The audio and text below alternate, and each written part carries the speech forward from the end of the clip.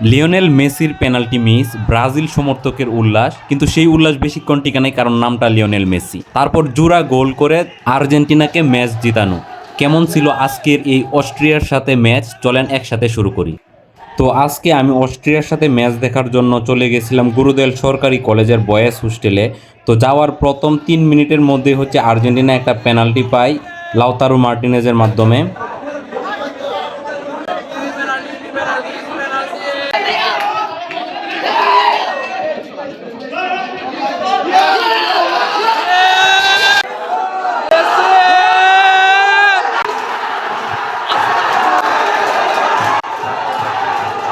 Lionel Messi penalty miss করছে আর মনে হইতেছে যে ব্রাজিল সমর্থকরা তারা মনে হয় গর্ত থেকে বের হয়ে গেছে। মানে এরা এত পরিমাণে চিয়ার্স করছে মানে বলার বাহিরে। লিওনেল মেসি পেনাল্টি মিস করতেই ওরা শুরু করছে। তারপর আর্জেন্টিনা সমর্থকরাও 7 আপ বলে চিয়ার্স করা শুরু করে, মানে খেপানো শুরু করে। ব্রাজিল সমর্থকদের গর্ত থেকে বের হওয়ার জন্য কয়েক মিনিট সময় দিছিল লিওনেল মেসি, কিন্তু এই সময়টাও তারা ভালোভাবে কাজে লাগাইতে পারে নাই, আবার গর্ত ঢুকে গেছে কারণ নামটা লিওনেল মেসি।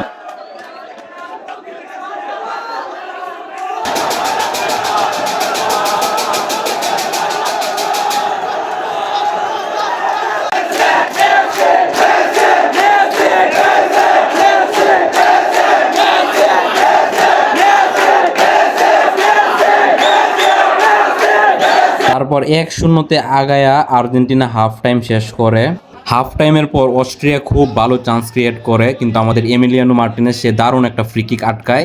তারপর হচ্ছে যে সেই মানে আর্জেন্টিনা যেরকম খেলার তেমনই খেলছে, কিন্তু লাস্ট দিক দিয়ে অস্ট্রিয়া খুব ভালো চাপাইছে। তারপর আবার লিওনেল মেসি, ভাবছিলাম ভাই খেলা শেষ, 1-0 আর্জেন্টিনা জিতবে, কিন্তু পরে মেসি ভাই।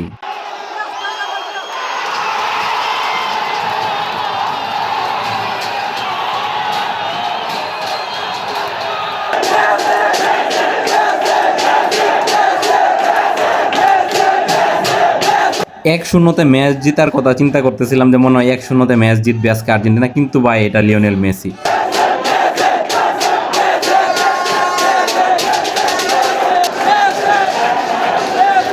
তারপর হচ্ছে আমরা বাইরে আসি, আসার পরে একটা মিছিল হয়, সেখানে হচ্ছে যে একজন ব্রাজিল সমর্থক পায়।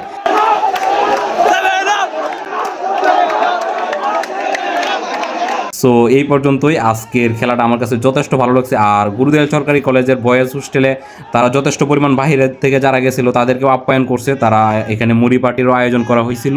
সো আজকের খেলাটা মানে আমাদের কাছে খুবই এনজয়েবল লাগছে। সো আল্লাহ হাফেজ।